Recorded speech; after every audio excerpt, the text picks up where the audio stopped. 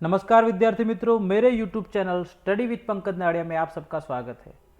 विद्यार्थी मित्रों, आज हम कक्षा 7 प्रथम सत्र हिंदी में इकाई 8 दोहा अष्टक के दूसरे भाग यानी कि अभ्यास एवं स्वाध्याय के प्रश्नों की चर्चा करेंगे।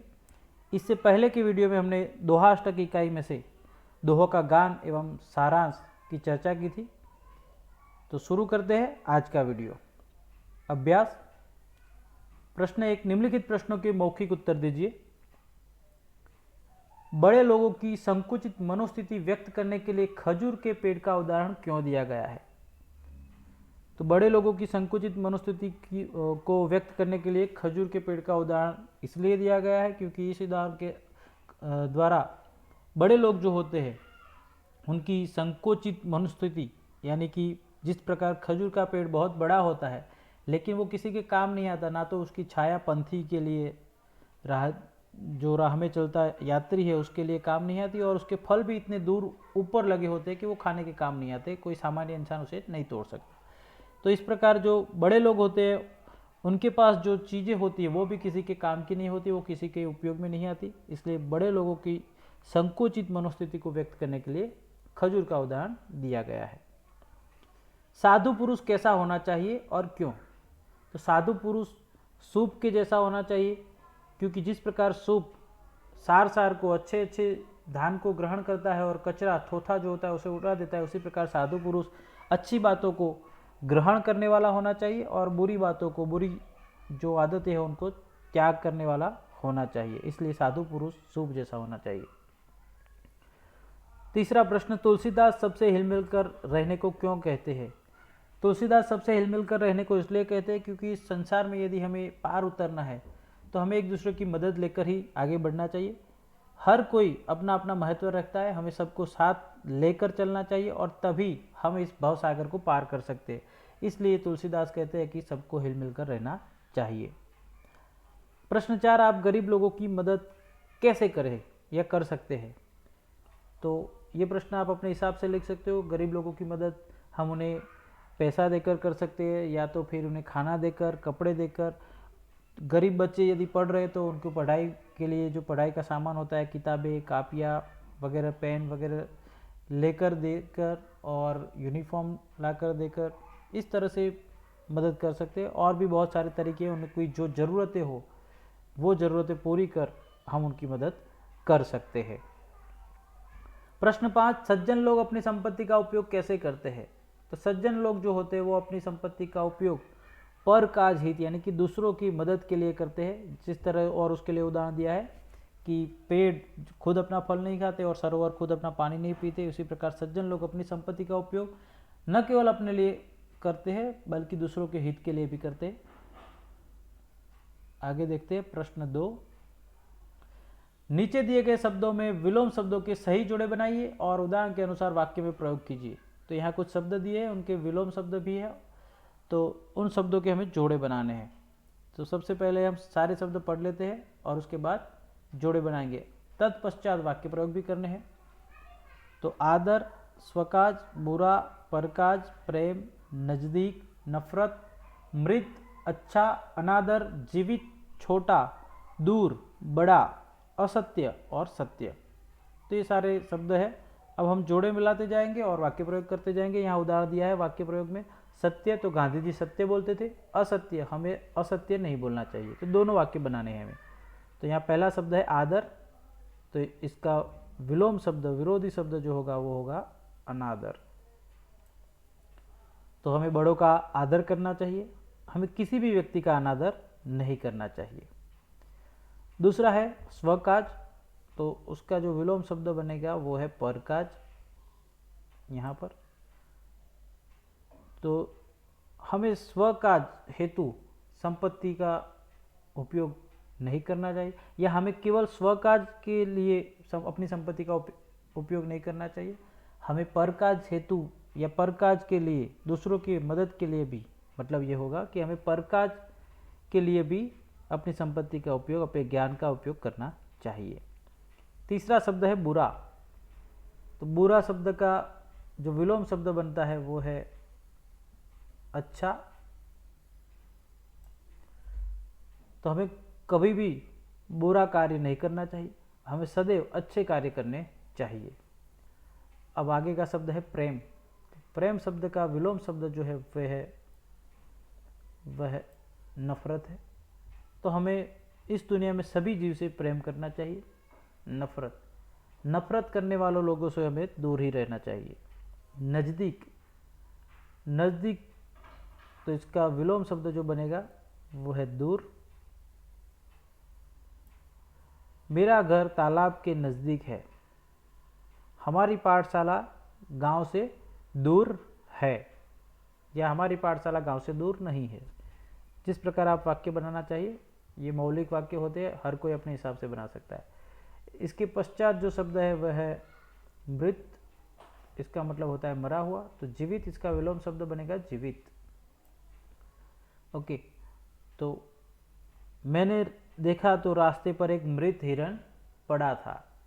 जीवित, हम यदि जीवित है तो हमारे अंदर हमारे मूल्य भी जीवित रहने चाहिए, या आप अपने हिसाब से भी वाक्य बना सकते हैं। छोटा, तो इसका जो विलोम शब्द बनेगा वो बनेगा बड़ा, यहाँ पर है। हमें छोटा मुंह बड़ी बात नहीं करनी चाहिए। बड़ा, हमारे आंगन में एक बड़ा नीम का पेड़ है, या नीम का बहुत बड़ा पेड़ है। सत्य और असत्य यहाँ पर दिया हुआ है, दोनों शब्द एक दूसरे के विलोम शब्द, और वाक्य प्रयोग यहाँ दिए। आप अपने हिसाब से भी और भी वाक्य बना सकते हैं। ओके, तो ये आप देख सकते हो। आगे देखते हैं अंदाज अपना अपना।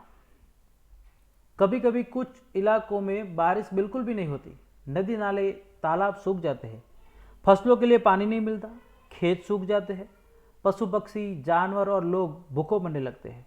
ऐसे समय में वहां रहने वाले लोगों को मदद की जरूरत होती है। तुम भी लोगों को मदद कर सकते हो। सोचकर बताओ, तुम अकाल में परेशान लोगों की मदद कैसे करोगे। मान लो कि कहीं पर आप जहाँ रहते हो वहाँ पर सूखा पड़ जाए, अकाल पड़ जाए, तो वहाँ रहने वाले लोगों की मदद कैसे की जा सकती है। तो हम पहले तो जो लोग गरीब है, जिनके पास खाने पीने की चीज़ें नहीं है या ख़त्म हो चुकी है, उनको खाने पीने की चीज़ें पहुँचाएँगे, दिलवाएँगे। साथ ही ऐसे समय में ज़्यादातर तकलीफ़ में आते हैं पशु जानवर, उनके लिए घास चारा नहीं मिलता, पीने का पानी नहीं मिलता।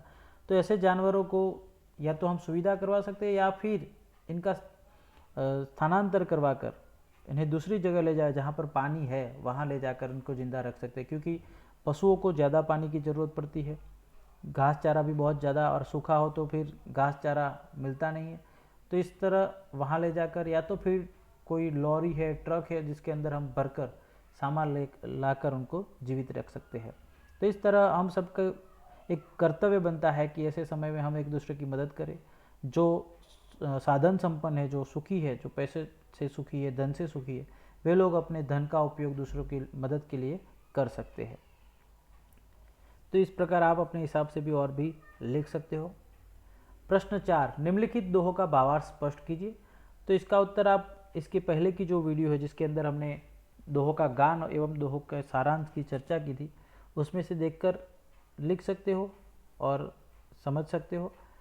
फिर भी हम फटाफट से इसका भावार्थ स्पष्ट कर देते हैं। पहला दोहा है, साधु ऐसा चाहिए जैसा शुभ शुभाए, सार सार को गही रहे, थोथा देही उड़ाए। तो इस दोहे में कवि कहना चाहते हैं कि साधु यानी कि सज्जन पुरुष ऐसा होना चाहिए जैसा कि शुभ होता है, शुभ का कार्य होता है कि वो अच्छा धान ग्रहण करता है और कचरा, थोथा, मिट्टी वगैरह उड़ा देता है। साधु भी ऐसा होना चाहिए जो शुभ के समान कार्य करे, अच्छी अच्छी बातों का ग्रहण करे और बुरी बातों को, बुरी आदतों को दूर करे और अपने से त्याग करे। दूसरा है, तुलसी हाय गरीब की कभू न खाली जाए, मुँहे ढोर के चाम से लोह भस्म हो जाए। तो इसमें तुलसीदास कहते हैं कि गरीब को कभी हाय नहीं लेनी चाहिए, उसे कभी प्रताड़ित परेशान नहीं करना चाहिए, क्योंकि उसकी हाय कभी खाली नहीं जाती। और उसके लिए उन्होंने ढोर के चमड़े का उदाहरण दिया है कि मुँहे ढोर के मरे हुए चमड़े से भी लोहा भस्म किया जा सकता है, यानी कि कठिन कार्य भी हो सकता है। तो इसलिए कभी भी किसी भी गरीब की हाय नहीं लेनी चाहिए। तीसरा दोहा है, रहीमन देखी बड़ेन को लघु न दीजिए डारी, जहाँ काम करे सुई कहा करे तलवारी। तो इस दोहे में रहीमदास कहते हैं, या रहीम जी कहते हैं कि कभी हमें बड़े को देखकर छोटों की अवहेलना नहीं करना चाहिए, उनको तुच्छकार नहीं देना चाहिए, उनका महत्व कम नहीं करना चाहिए। क्योंकि जहाँ पर लघु की यानी कि छोटों की ज़रूरत है वहाँ पर बड़ा कुछ नहीं कर सकता। हर एक, चाहे वो छोटा है चाहे बड़ा है, चाहे पद से धन संपत्ति से छोटा बड़ा है, लेकिन हर एक का अपना महत्व होता है। और उसके लिए उन्होंने सुई और तलवार का उदाहरण दिया है कि जहाँ पर सुई की ज़रूरत होती है वहाँ पर तलवार कुछ काम की नहीं बनती। इसलिए हमें कभी भी बड़े को देखकर छोटों को टालना नहीं चाहिए। आगे स्वाध्याय देखते हैं। प्रश्न 1, निम्नलिखित प्रश्नों के उत्तर दीजिए। साधु कैसा होना चाहिए? तो साधु सूप के समान होना चाहिए, 1 मार्क के लिए लिख सकते हैं। और ज़्यादा है तो फिर पूरे दोहा का सार लिख सकते हैं कि जो अच्छी अच्छी बातों को ग्रहण करे और बुरी बातों को दूर करे, ऐसा होना चाहिए।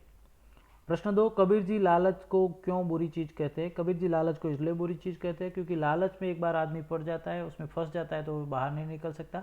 और उसके लिए उन्होंने मक्खी का उदाहरण दिया है कि मक्खी गुड़ खाने के लिए जाती है और उसके पंख चिपट जाते हैं, वो लालच करती है, वहाँ से उड़ती नहीं है। और जब गुड़ सूख जाता है तो उसके पंख भी चिपक चुके होते हैं और वो वहाँ से निकल नहीं पाती और आखिर में उसका दम वहीं निकलता है, वो वहीं मर जाती है। इसलिए हमें कभी लालच नहीं करनी चाहिए। तुलसीदास सबसे हिल मिलकर रहने को क्यों कहते? तो उसका उत्तर हम पहले भी दे चुके हैं कि सबसे हिल मिलकर रहने पर ही हम इस संसार में, इस सागर रूपी भवसागर यानी कि संसार दुनिया, इसे पार कर सकते हैं। हमें हर किसी की ज़रूरत पड़ती है, सबसे प्यार से रहना चाहिए, हिल मिलकर रहना चाहिए। प्रश्न 4, गरीब की हाय के लिए कौन सा उदाहरण दिया गया है? तो अभी हमने दोहों की चर्चा की, उसमें बताया कि गरीब की हाय के लिए मरे हुए ढोर की चमड़ी और लोहे का भस्म हो जाना इस उदाहरण को दिया गया है। रहीम प्रेम का धागा तोड़ने के लिए क्यों मना करते हैं? तो रहीम जी प्रेम का धागा तोड़ने के लिए इसलिए मना करते हैं क्योंकि प्रेम का धागा तोड़ने पर फिर से जुड़ता नहीं, और यदि जोड़ने का प्रयत्न किया जाए तो उसमें गांठ पड़ जाती है। अर्थात कि हमें कभी ऐसे प्यार वाले जो संबंध होते हैं हमारे, उसे तोड़ने नहीं चाहिए, क्योंकि एक बार उसमें दरार पड़ जाती है तो फिर वो भरती नहीं, और यदि भरी भी जाए तो कहीं ना कहीं मन के अंदर थोड़ी सी एक कमी महसूस रहती है, वो कभी पूरी नहीं की जा सकती। इसलिए रहीम जी प्रेम का धागा तोड़ने के लिए मना करते हैं। भाषा सज्जता देखते हैं। नीचे दिए गए वाक्यों के रेखांकित शब्दों को ध्यान से पढ़िए। रेखांकित शब्द यानी जिसके नीचे ये अंडरलाइन की हुई है, ये शब्द हमें देखने हैं। पहला है वह कौन जा रहा है, तो यहाँ पर शब्द है कौन। पहला इनाम किसे मिला, तो यहाँ शब्द है किसे। उसके बाद है आप क्या लाए हैं, तो शब्द है क्या। उसके बाद है किसने कहा आज छुट्टी है, तो किसने। तो इस प्रकार ये है।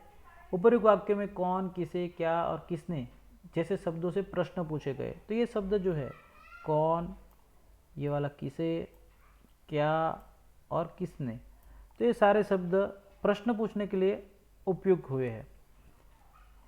तो इन शब्दों से हम प्रश्न पूछ सकते हैं। तो परिभाषा दी है, संज्ञा के विषय में जिन शब्दों से प्रश्न किया जाए, संज्ञा के विषय में जिन शब्दों से प्रश्न किया जाए वे होते हैं प्रश्नवाचक सर्वनाम, उन्हें कहा जाता है प्रश्नवाचक सर्वनाम।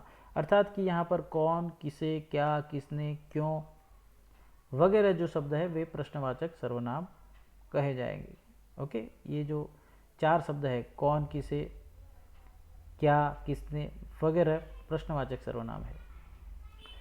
अब नीचे दिए गए वाक्यों में रेखांकित शब्दों को ध्यान से पढ़िए। यहाँ पर भी रेखांकित शब्द है। पहला है जैसा करोगे वैसा भरोगे, तो यहाँ 2 शब्द है जैसा और वैसा। अर्थात यहाँ संबंध है, जैसा करोगे उसके बाद संबंधित वाक्य है कि वैसा होगा, जैसा करोगे वैसा भरोगे, अर्थात एक दूसरे से संबंधित है।